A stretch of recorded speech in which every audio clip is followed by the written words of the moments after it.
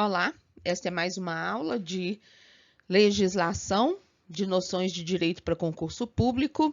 Hoje vamos falar da Lei número 13.869 de 2019 sobre abuso de poder. Eu sou Adriana Ferreira Fernandes, servidora concursada do IPSENG, que é o Instituto de Previdência dos Servidores do Estado de Minas Gerais. Também sou bibliotecária formada pela UFMG. Depois eu fiz direito pelo Unicentro Metodista Isabela Hendricks. Fui professora de direito por uns quase 15 anos antes da pandemia. E de disciplinas afins em cursos preparatórios para concurso e também em cursos profissionalizantes. Fui advogada voluntária em diversas ações sociais. Hoje eu sou radialista na Rádio Web Feito em Casa, com o programa Quem Manda São Elas, toda segunda-feira às 20 horas. Sou hipnoterapeuta. Gente, geminiana atira pra tudo quanto é lado. Eu gosto dessa diversidade. Eu sou hipnoterapeuta. Eu trabalho com programação neurolinguística potencializada pela hipnose. Dá uma olhadinha lá no meu site, adrianafernandes.com. E também sou escritora. Eu tenho o e-book sobre a família Rezende, eu sou genealogista amadora da família Rezende e conto toda a história porque, sim, a família Rezende brasileira, 99% vem da mesma origem e eu conto isso nesse livreto. Eu também tenho um livro sobre os aspectos jurídicos da atividade de bombeiro profissional civil e o chamado SOCEM dessa atividade. Tenho 2 livros de crônicas, A Vida em Palavras 1 e A Vida em Palavras 2. A Vida em Palavras 1, eu associo direito e humor. Eu conto passagens da minha vida e relaciono com direitos do cidadão, sobre segurança pública, traição, indenizações e vários outros temas. Já no A Vida em Palavras 2, eu falo exclusivamente sobre sexo e relacionamentos. Esse livro também é um livro muito divertido e que foi direcionado para as mulheres, mas que todo homem deve ler. Eu falo sobre o tamanho do pinto, sobre traição, sobre casamento, uma série de coisas nessa temática de sexo e relacionamentos. Você encontra os 3 últimos na versão física pela editora Multifoco e todos eles na versão e-book pela Amazon. R$10, outro tá R$15, o dos Rezende, se não me engano, tá R$20. São preços bem acessíveis e são livros bacanas. Dúvidas, você pode mandar um e-mail para adrifernandesbh@gmail.com e meu Instagram é @adrifernandesbh. Não se esqueça de ativar o sininho, se inscrever aqui nesse canal do YouTube e compartilhar com os amigos. Bora estudar. Já falei demais. Lei 13.869, de 5 de setembro de 2019, dispõe sobre os crimes de abuso de autoridade e da outras providências. Uai, Adriana, mas você não leu lá no primeiro slide que é abuso de poder? Sim, vocês vão ver que essa lei vai tratar de abuso de autoridade e abuso de poder como sinônimos. Então, se cair na prova abuso de autoridade ou abuso de poder, não é pegadinha. O presidente da República, faço saber que o Congresso Nacional decreta e eu sanciono a seguinte lei. Capítulo 1, Disposições Gerais. Artigo 1º. Esta lei define os crimes de abuso de autoridade cometidos por agente público, servidor ou não, que, no exercício de suas funções ou a pretexto de exercê-las, abuse do poder que lhe tenha sido atribuído. Então, aqui já fala em abuso de poder. Então, tanto faz, abuso de poder ou abuso de autoridade. Esta lei, então, ela vai definir os crimes de abuso de autoridade. as condutas descritas nos artigos seguintes dessa lei, vão caracterizar os crimes de abuso de poder ou de abuso de autoridade. Mas só se enquadra no crime quem é agente público, servidor ou não. Pode ser servidor, pode ser funcionário público, pode ser estagiário, pode estar investido em cargo de recrutamento amplo sem concurso. Quem exerce alguma função pública, seja a que título for, no exercício de suas funções ou com a desculpa de estar exercendo essas funções, abusar do poder vai ser enquadrado nessa lei. Nós vamos ver depois as penas. Abuse do poder que lhe tenha sido atribuído. Eu tenho poder de decretar ou não sua prisão, delegado, juiz. E eu decreto indevidamente. É abuso de autoridade, é abuso de poder. O policial militar tem autoridade sobre todos nós no exercício da função dele. Se ele se excede, nós vamos ver, é abuso de poder, é abuso de autoridade. Parágrafo 1º. As condutas descritas nesta lei constituem crime de abuso de autoridade quando praticadas pelo agente com a finalidade específica de prejudicar outrem ou beneficiar a si mesmo ou a terceiro, ou ainda por mero capricho ou satisfação pessoal. Ficando horroroso meus tracinhos aí, né? Azar de vocês. Tô gostando, vou continuar assim. Mas o trem não tá saindo reto, só que merda. Bom, crime é sempre uma conduta que você faz e que a lei diz que você não pode fazer, ou então que você não faz quando a lei diz que você devia fazer. Então, o crime ele é sempre uma conduta. O crime de abuso de autoridade, ele vai ser definido quando crime, quando houver uma finalidade específica. Qual? Prejudicar alguém, beneficiar a si mesmo ou a terceiro, ou por mero capricho ou satisfação pessoal. Então, sempre vai ter uma finalidade, ainda que essa finalidade seja um mero capricho do agente. Parágrafo 2º. A divergência na interpretação de lei ou na avaliação de fatos e provas não configura abuso de autoridade. Isso aqui é interessante. Tem uma lei que dá uma brecha para... Aliás, normalmente as leis dão brecha para várias interpretações.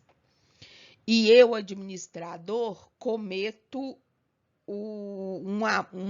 me excedo e interpreto essa legislação de um modo... Me excedo, não.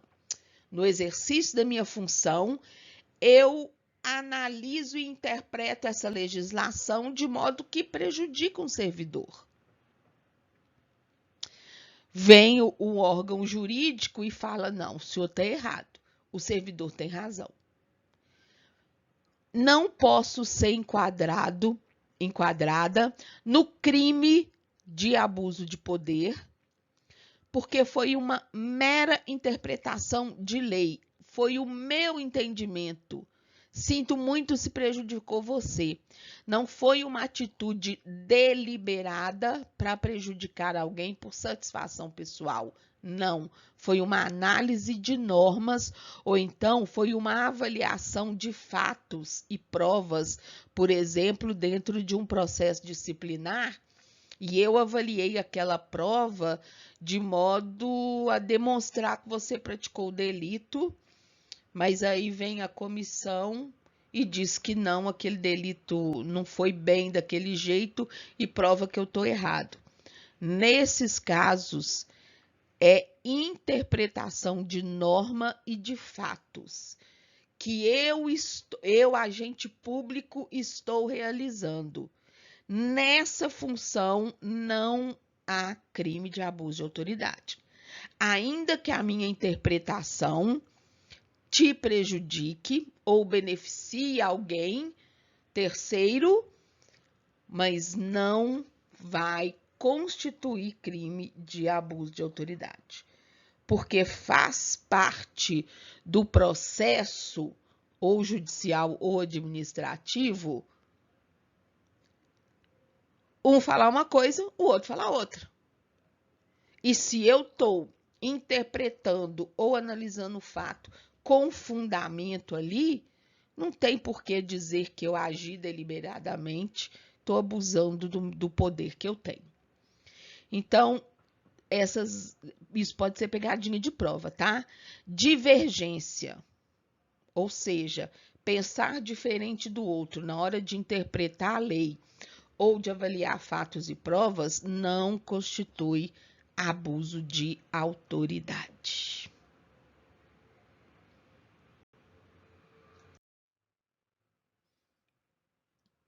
Capítulo 2, dos sujeitos do crime.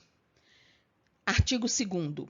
É sujeito ativo do crime de abuso de autoridade qualquer agente público, servidor ou não, já falou essa bagaça, né? Mania de repetir. Da administração direta, indireta ou fundacional de qualquer dos poderes da União, dos Estados, do Distrito Federal, dos municípios, mas não se limitando a eles. Ou seja, esteja você desenvolvendo uma função pública, não importa em qual ente da federação, não importa em qual poder, não importa se é da administração direta ou indireta, se você está ali abusando de um poder que lhe foi constituído com a finalidade de prejudicar alguém, beneficiar a si mesmo ou a outro, ou por mero gosto pessoal ou satisfação pessoal, você está sujeito a ter atitude tipificada como crime. Então, são sujeitos ativos do crime de abuso de autoridade qualquer pessoa que esteja exercendo função pública em qualquer esfera de governo, mas não se limitando a servidores públicos e militares ou pessoas a eles equiparadas. Então, essas pessoas são sujeito ativo do crime, se porventura vierem a cometer. Servidores públicos e militares ou pessoas a eles equiparadas. Quem é equiparado a um militar, mas não é militar? Um paramilitar. Mas é proibido você ter paramilitares? Então, eu caio aqui no pessoas a eles equiparadas, servidores públicos. Quem são pessoas equiparadas a servidores públicos? Um estagiário, uma pessoa que esteja trabalhando voluntariamente por meio de um convênio com o ente, membros do poder legislativo, qualquer membro do poder legislativo, deputados, vereadores, senadores, se abusarem do poder que lhes foi constituído naquelas condições que nós vimos, serão sujeitos do crime, responderão por ele. Terceiro, membros do Poder Executivo. Vocês estão vendo a repetição? Não, mas vamos lá. Membros do Poder Executivo, já tinha falado aqui em cima, de qualquer dos poderes, né? Membros do Poder Judiciário, juízes, desembargadores, ministros, lembrando que os servidores administrativos do Poder Legislativo, do Poder Executivo, do Poder Judiciário são servidores administrativos, não são membros daquele poder, tá? Mas então estão incluídos aqui também. Membros do Ministério Público, Então, promotores, procuradores de justiça, membros dos tribunais ou conselheiros de contas, porque quem estudou lá a Constituição Federal sabe que Tribunal de Contas não é órgão do Judiciário, não é órgão do Legislativo, não é órgão do Executivo, ele é um auxiliar do Legislativo, então por isso que vem aqui separado. Quem são membros dos tribunais ou conselhos de contas? Os conselheiros de contas. A gente tem Tribunal de Contas estadual e federal, tá? Então essas pessoas, se abusarem do poder, serão enquadrados nesta lei. Parágrafo único. Reputa-se agente público, gente, mais uma vez repetindo, para os efeitos desta lei, todo aquele que exerce, ainda que transitoriamente ou sem remuneração, por eleição, nomeação, designação, contratação ou qualquer forma de investidura ou vínculo, mandato, cargo, emprego ou função em órgão ou entidade abrangidos pelo caput desse artigo. E o caput desse artigo falou fundação, administração direta, indireta, fundacional de qualquer dos poderes, de qualquer dos entes, e aí eles equiparados. Então, está exercendo uma função pública, é estagiário, se abusar da autoridade que o cargo lhe confere, vai ser enquadrado nessa lei, vai responder por abuso de autoridade. Capítulo 3º da ação penal. Os crimes previstos nesta lei são de ação penal pública incondicionada. O que isso significa para quem ainda não estudou penal? Significa que, havendo a configuração do crime, independe da vítima querer propor a ação, ela será proposta pelo Ministério Público, independente da vontade da vítima. Ela não tem que querer, porque, poxa, o cara está instituído de um poder público e ele vai poder fazer o que ele quer só porque as pessoas têm medo e não querem denunciá-lo? Não. A gente tem ação penal pública condicionada ou incondicionada. Condicionada a quê? A representação da vítima. A ação penal pública só vai nascer se a vítima propuser a ação. Ou se ela, fizer lá na delegacia, e a delegacia manda, e aí vem o advogado e dá continuidade, etc. Essa é a condicionada. A incondicionada, independentemente da vítima querer dar andamento ao processo, vai existir uma ação judicial contra quem praticou o abuso de autoridade, promovida pelo Ministério Público. Parágrafo 1º. Será admitida ação privada se a ação penal pública não for intentada no prazo legal, cabendo ao Ministério Público aditar a queixa, repudiá-la e oferecer denúncia substitutiva, intervir em todos os termos do processo, fornecer elementos de prova, interpor recurso e, a todo tempo, no caso de negligência do querelante, retomar a ação como parte principal. Bom, vamos por partes. Ação penal pública incondicionada, ou seja, tomou ciência do fato, o Ministério Público tem que agir independentemente da vítima querer ajuizar ou não.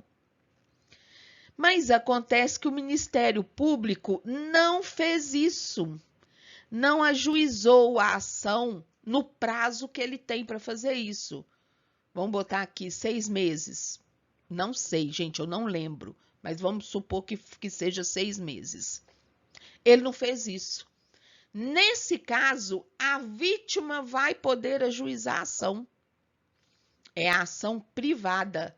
Deixa de ser ação penal pública, passa a ser uma ação privada, porque, vamos lá, ação penal pública é a ação que o Ministério Público propõe Condicionada, se a vítima representa.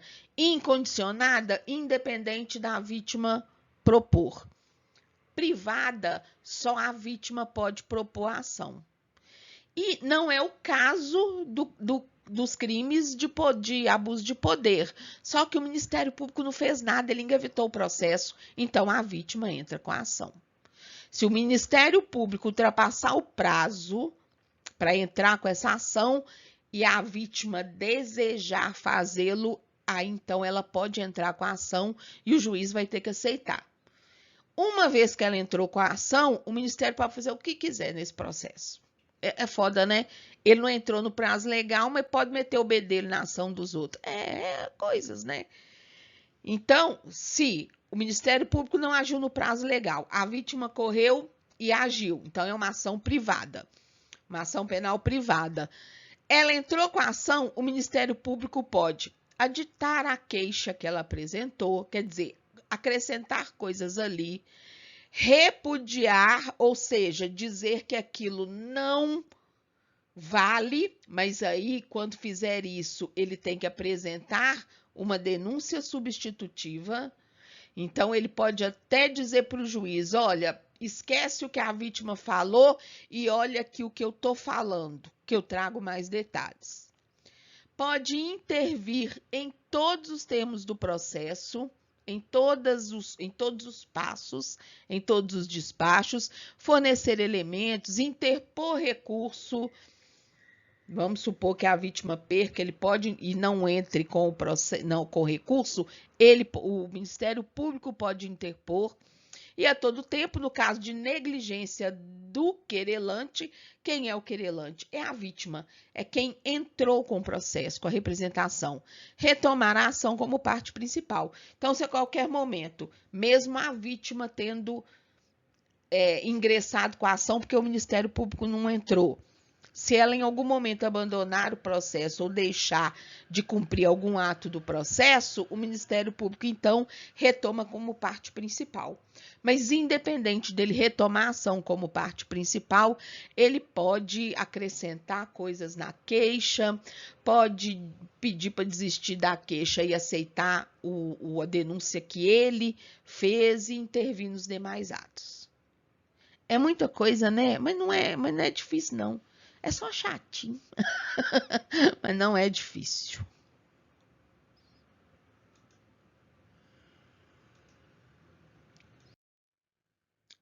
Parágrafo 2º. A ação privada subsidiária será exercida no prazo de 6 meses, tá aí, 6 meses, contado da data em que se esgotar o prazo para oferecimento da denúncia. Então, olha só. Se passarem, o Ministério Público não cumpriu o prazo, a vítima, então, pode agir, não pode? Mas ela tem 6 meses para fazer isso, tá? O Ministério Público soube do caso de abuso de autoridade, tem um prazo X para entrar com a ação. Vamos supor que seja 6 meses também, no exemplo que eu dei. Nesses 6 meses, o Ministério Público não agiu. A vítima, então, pode entrar com a ação, que é a ação privada, que a gente chama de subsidiária, porque ela vai subsidiar, ela não é subsidiar a denúncia, ela vai substituir a denúncia do Ministério Público. A vítima tem 6 meses para fazer isso. Mas 6 meses não do fato ocorrido, 6 meses do prazo em que o Ministério Público tinha que oferecer a denúncia e não fez. Então, caso o Ministério Público não haja e a vítima queira entrar com a ação, ela tem 6 meses para fazer isso, a contar de quando terminou o prazo para o Ministério Público agir. Capítulo 4. Dos efeitos da condenação e das penas restritivas de direito. Seção 1. Dos efeitos da condenação. Artigo 4º. São efeitos da condenação. Quer dizer, além da condenação, da pena prevista, essa pena essa condenação vai ter ainda os seguintes efeitos. 1. Tornar certa a obrigação de indenizar o dano causado pelo crime, devendo o juiz, a requerimento do ofendido, fixar na sentença o valor mínimo para a reparação dos danos causados pela infração, considerando os prejuízos por ele sofridos. Ou seja, havendo abuso de autoridade e havendo dano, o agente público tem que indenizar a vítima por esse dano. E aí, a vítima vai ter que pedir ao juiz. Então, olha só, a requerimento do ofendido. Não pode ser porque o juiz viu o dano lá, então mandou reparar. Não. Se a vítima não fizer o requerimento no processo, o juiz não pode determinar essa indenização. E na sentença, o juiz vai colocar lá o valor mínimo para a reparação dos danos. Inciso 2º, a inabilitação para o exercício de cargo, mandato ou função pública pelo período de 1 a 5 anos. Então, o agente público que foi condenado por abuso de autoridade ou abuso de poder não vai poder exercer cargo, mandato ou função pública de 1 a 5 anos. Ele ficará inabilitado para exercer qualquer função pública, seja investido em cargo, mandato, o que for. Então, se for um vereador, um agente político, ele vai ficar proibido de se eleger nas eleições seguintes, por exemplo. Se for um agente público, ele passar em outro concurso, ele não vai poder tomar posse. Se ele for um dirigente de um órgão e ele for indicado para ocupar um cargo em outro órgão, não vai poder. Pelo prazo mínimo de 1 ano e máximo de 5.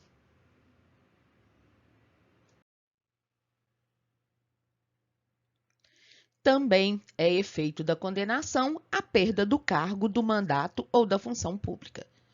Então, são 3 efeitos da condenação, além da pena propriamente dita.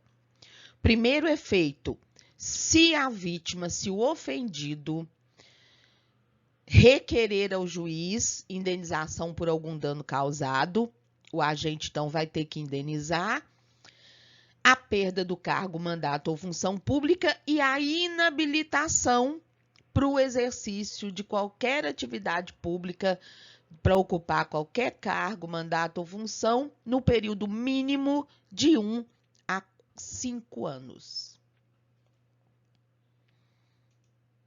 Parágrafo único.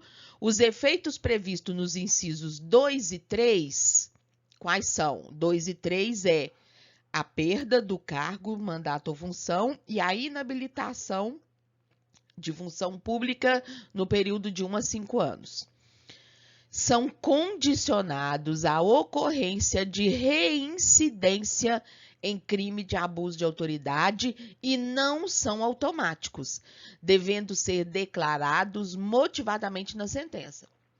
Então, a inabilitação pelo prazo de 1 a 5 anos e a perda do cargo só vão ocorrer, primeiro, se o agente for reincidente, se ele já tiver sido condenado por abuso de poder em processo anterior e o juiz precisa declarar na sentença. Não é automático. Se o juiz não declarar na sentença, mesmo sendo reincidente, ele não vai perder o cargo e nem vai ficar inabilitado. Seção 2. Das penas restritivas de direitos. Aí começamos a ver as punições. Artigo 5º. As penas Então, peraí, pode ser pegadinha de prova, tá? Efeito da condenação e pena. Pena é o que você vai pagar por ter cometido o abuso de autoridade. O efeito da condenação é o que pode advir ou não dessa condenação. Cuidado, que pode ser pegadinha de prova. Pode cair lá. Dentre as penas do abuso de poder está a perda do cargo. Não, isso não é pena. Isso é efeito da condenação. Artigo 5º.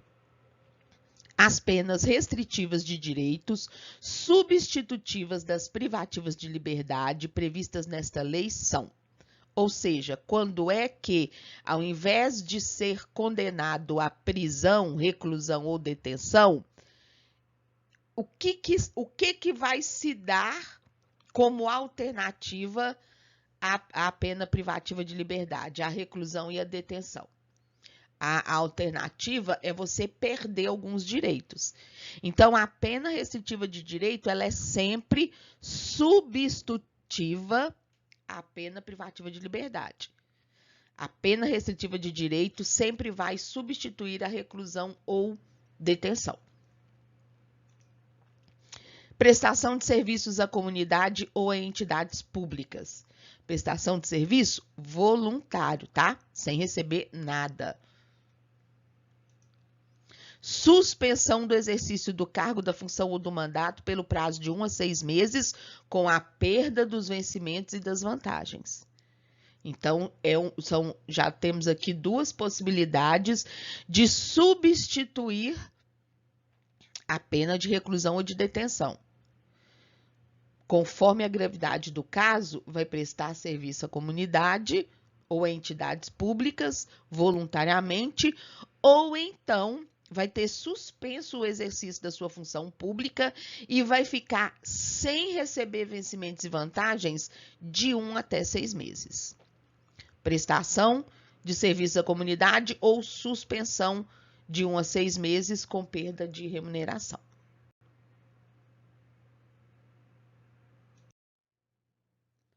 Parágrafo único.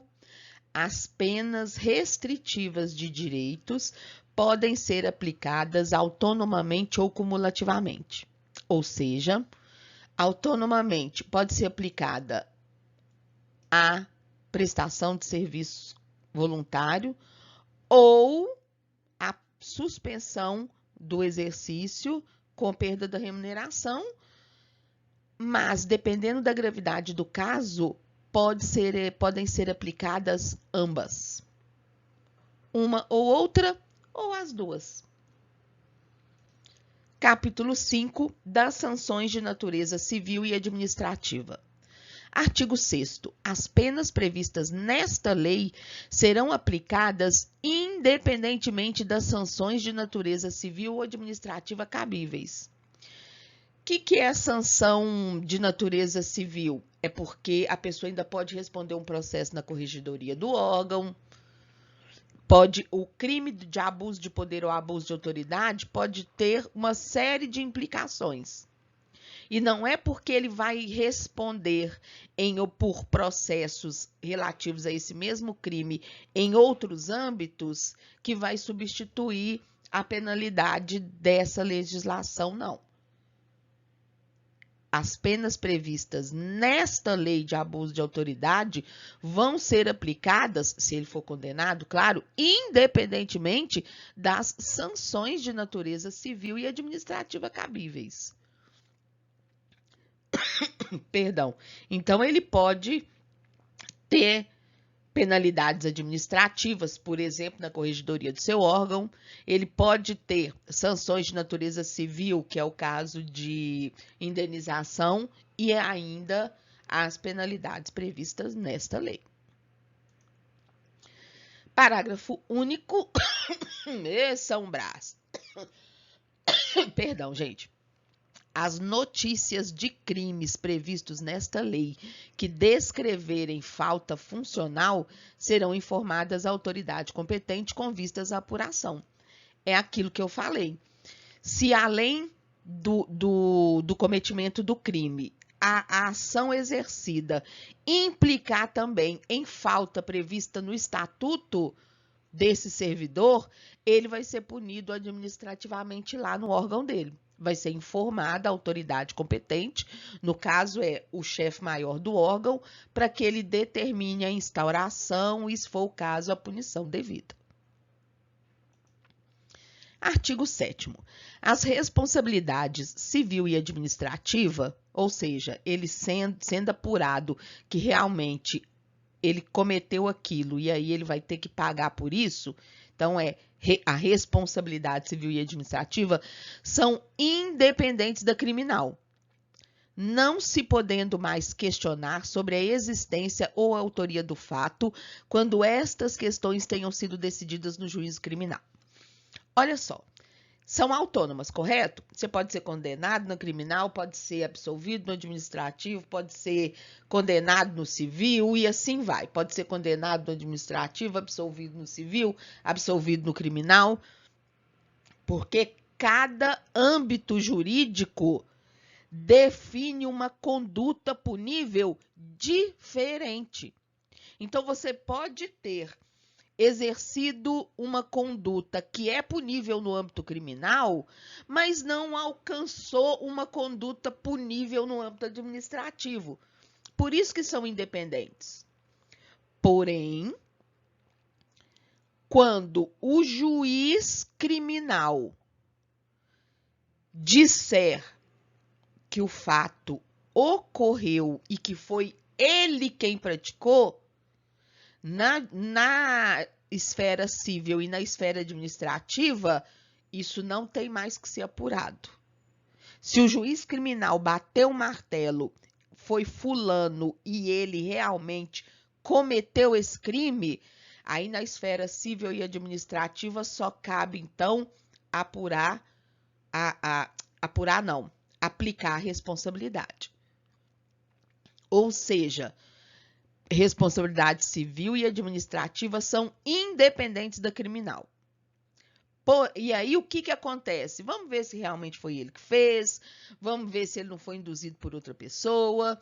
Isso tem a ver, numa esfera pode condená-lo, noutra esfera pode absolvê-lo. Mas aí, se o juiz criminal bateu o martelo dizendo que, sim, fulano cometeu este ato, a esfera civil e a esfera administrativa não vão mais apurar o fato. Vão se limitar a aplicar a penalidade se for cabível. Porque se o juiz disser, sim, ele cometeu esse fato, mas apesar de configurar um crime, não configura um desrespeito ao estatuto, então, na esfera administrativa, não vai aplicar penalidade nenhuma, tá?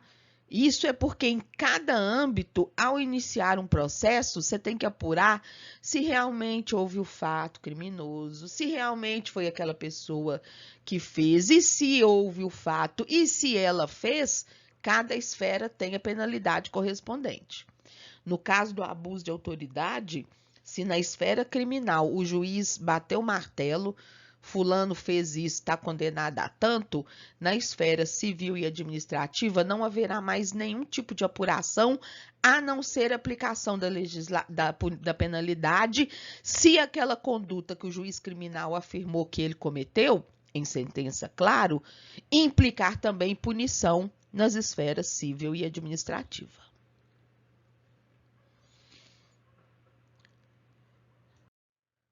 Artigo 8º. Faz coisa julgada em âmbito civil, assim como no administrativo disciplinar, a sentença penal que reconhecer ter sido ato praticado em estado de necessidade, em legítima defesa, em estrito cumprimento de dever legal ou no exercício regular de direito. Eita, que tem muito conceitozinho aqui para a gente trabalhar. Então, vamos lá. Coisa julgada. O que é a coisa julgada? Juridicamente, coisa julgada é aquela decisão contra a qual não cabem mais recursos. O que a gente está acostumado a saber? Alguém entra na justiça contra alguém, Aí essa pessoa ganha ou perde na primeira instância, pode recorrer, ganha ou perde na segunda instância, dependendo do caso, ainda pode recorrer para Brasília e ganha ou perde. Ganhando ou perdendo, depois que percorrer todas as instâncias de recurso, faz coisa julgada. Transitou em julgado. Ah, mas a pessoa não recorreu, mas ela não recorreu porque ela deixou passar o tempo e não quis recorrer, ou ela ainda está no prazo de recorrer? Se ela ainda está no prazo de recorrer, não fez coisa julgada. Ela não recorreu, mas porque ela não quis, ou então porque ela já perdeu o prazo de recurso e ela não pode mais recorrer. Faz coisa julgada, transita em julgado. Então, se a sentença penal, sai a sentença penal, contra essa sentença já percorreu todos os âmbitos e fez coisa julgada, a partir do momento que não cabe mais recurso, o mesmo ocorre automaticamente na esfera civil ou no administrativo disciplinar. No administrativo disciplinar é a questão de corregedoria, de apuração de falta disciplinar. Então, se recorreu e chegou lá até um ponto que não cabe mais recurso, o âmbito civil e administrativo tem que acatar aquilo como coisa julgada. O que que isso nos diz?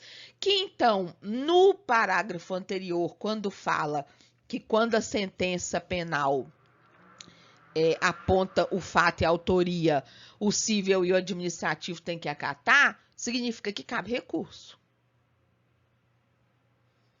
Não sei se isso pode configurar a pegadinha de prova para vocês, não, porque isso é uma questão muito jurídica. Mas, enfim, fica a dica. Então, nesses casos que a lei vai citar aqui no artigo 8º, não cabe recurso em âmbito civil e administrativo disciplinar quando a sentença penal reconhecer que o abuso de poder foi praticado em estado de necessidade. O que é estado de necessidade? Quando o agente cometeu aquilo para salvar a própria vida. Um policial está prendendo alguém, de repente, ou ele está ali com algum cidadão, e o ambiente em que eles estão pega fogo, os dois chegam na janela ao mesmo tempo, e o policial não cabe na janela. Gente, é muito esdrúxulo, tá? O exemplo. O policial algema o cidadão para ele poder passar na janela primeiro que a pessoa. Quer dizer, o policial fez isso em estado de necessidade, para salvar a própria vida. Então, nesse caso, a sentença que reconhecer que ele praticou o ato em estado de necessidade faz coisa julgada no âmbito civil e administrativo disciplinar e ele não será punido. Vamos ver aqui uma outra situação em estado de necessidade. O servidor público, o agente prendeu dois meninos lá numa sala, enquanto ia lá no refeitório buscar um lanche, e o trem começa a pegar fogo, e ele tinha que ir lá salvar os meninos. Quando ele chega lá, a porta já está pegando fogo, não tem como ele entrar sem colocar em risco a própria vida. Então, ele opta por preservar a sua vida e deixar o outro morrer lá, esturricar no fogo. Se ele cometeu esse ato, não destrancou os meninos, não ultrapassou a barreira para salvaguardar aqueles menores que estavam sob a responsabilidade dele, ele fez isso em estado de necessidade para salvar a própria vida. Então, vai fazer coisa julgada. Legítima defesa. Bom, eu tenho a obrigação de preservar a vida e a integridade física e mental de quem está sob a minha guarda, e eu sou um agente penal. Então, eu estou ali conduzindo o preso está algemado, e de repente o preso surta e mesmo algemado parte para cima de mim. Se ele vem, por exemplo, para mim, ele está algemado, e ele vem para cima de mim para me atacar, ainda que seja com os dentes, se eu o afasto e não retiro a algema dele, mesmo ele ali tendo convulsão, porque ele pode me machucar, eu estou agindo para salvaguardar a minha integridade física ou de terceiros.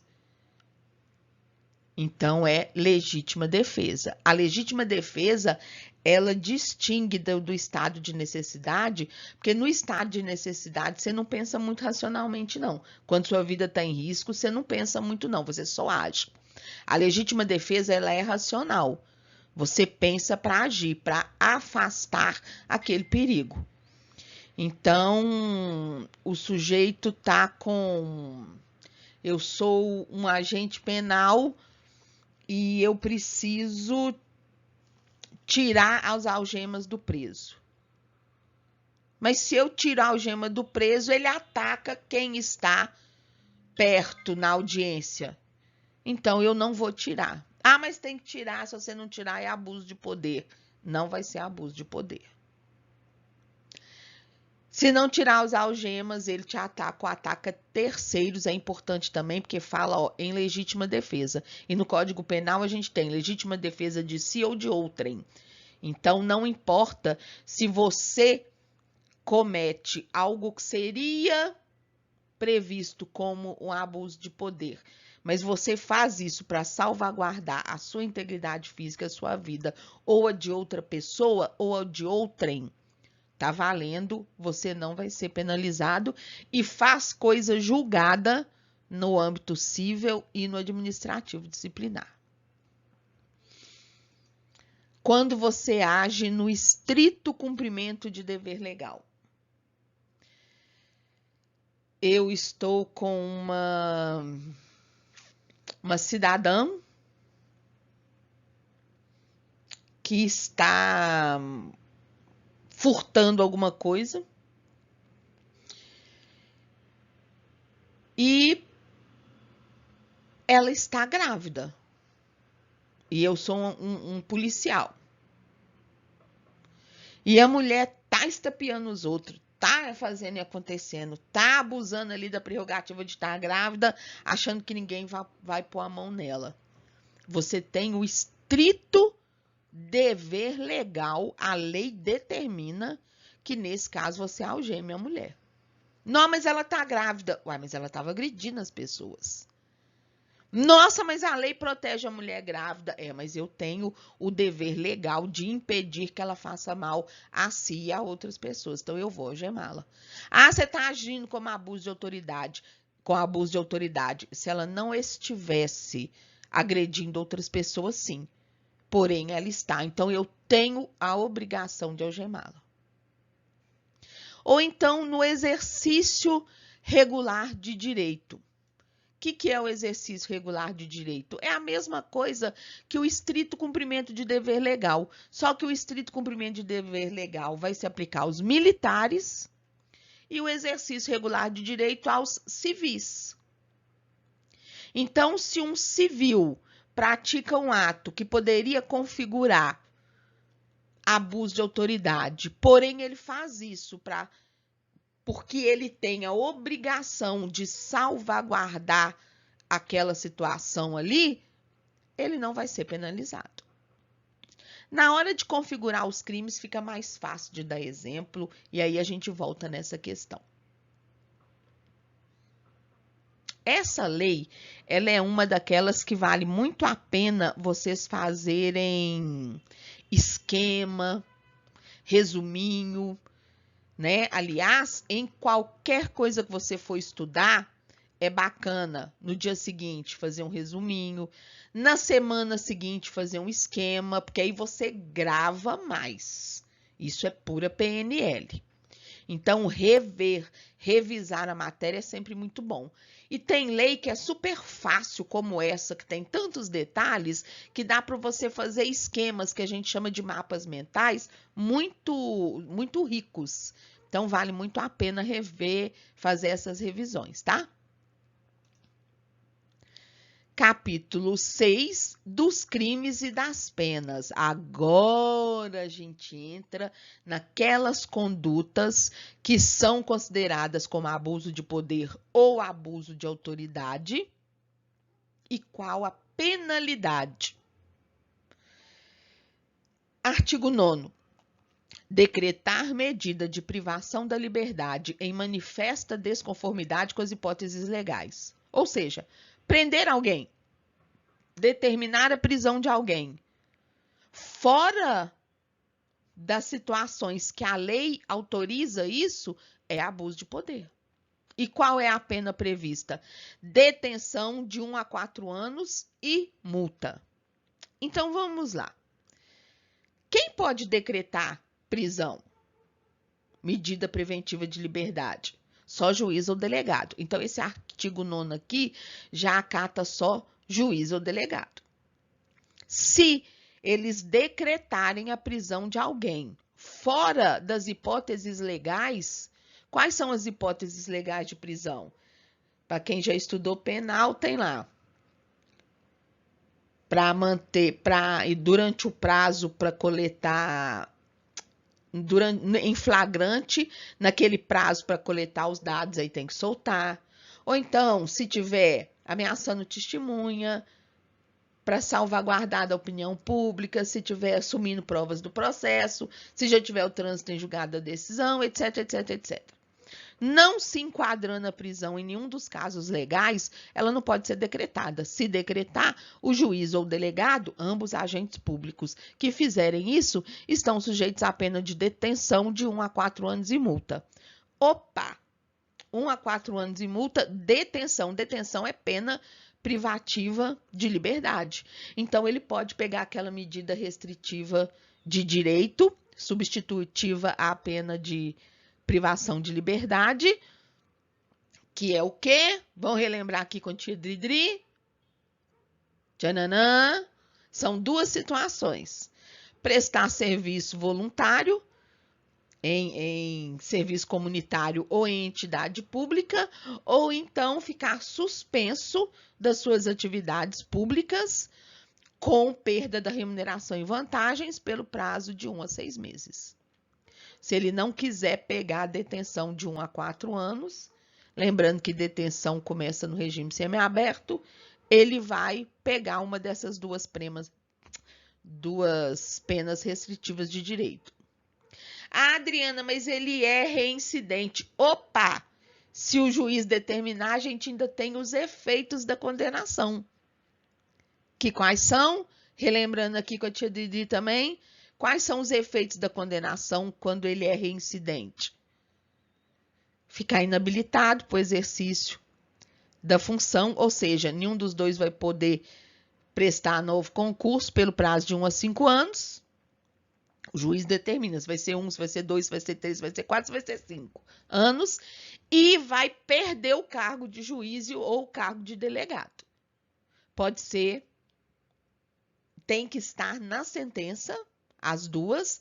E também, se o ofendido demonstrar que houve prejuízo, aí eu trabalho por conta própria, ele me manteve preso ali por 1 mês e eu perdi a renda, minha família passou necessidade. Opa, faz um requerimento para o juiz, que o juiz manda eles pagarem o dano sofrido. Compreenderam agora como que funciona? Agora a gente começa a falar dos crimes, dos crimes que configuram abuso de autoridade ou abuso de poder, com a respectiva pena, que sempre que for de detenção ou reclusão, pode ser substituída por aquela pena restritiva de direito, que substitui a pena de detenção ou reclusão, que é prestação de serviço comunitário, suspensão da atividade da remuneração e ainda pode sofrer os efeitos da sentença, pagar a indenização pelo dano causado e, se reincidente e o juiz assim determinar, perde o cargo e não pode realizar novo concurso ou ser novamente eleito pelo prazo de 1 a 5 anos. Ufa! Muita coisa, né? Por isso que é interessante fazer os esqueminhas. Medida de privação da liberdade, que é o que vai autorizar a pena substitutiva de restrição de direitos. Parágrafo único. Incorre na mesma pena a autoridade judiciária, dentro do prazo razoável, deixar de... Quem é a autoridade judiciária? O juiz, dependendo do caso, o escrivão. Relaxar a prisão manifestamente ilegal. O juiz toma ciência do fato que o delegado decretou a prisão. Mas, opa, essa prisão aqui é ilegal. Ele tem que imediatamente relaxar. Ah, mas esse cara aqui é criminoso, contumaz, né? Vamos deixar ele preso para ele aprender. Vai incorrer na mesma pena.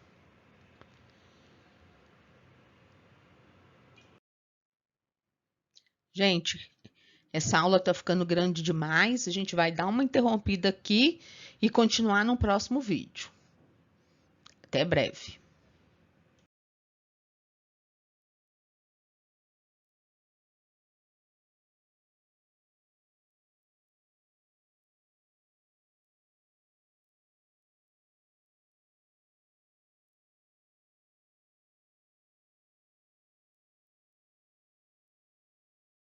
Se você chegou até aqui, este vídeo de alguma forma foi útil para você. Então, por favor, deixe seu like, deixe seu comentário, principalmente se for alguma crítica para que a gente possa melhorar o conteúdo e a apresentação. Não se esqueça de se inscrever nesse canal no YouTube e ativar o sininho para receber as notificações. Compartilhe esse vídeo. Se você gostou, compartilhe com seus amigos. Se não gostou, compartilhe com seus inimigos. Acho que é o Ricardo Ventura quem fala isso. Mas, enfim, compartilhe este vídeo. Muito obrigada.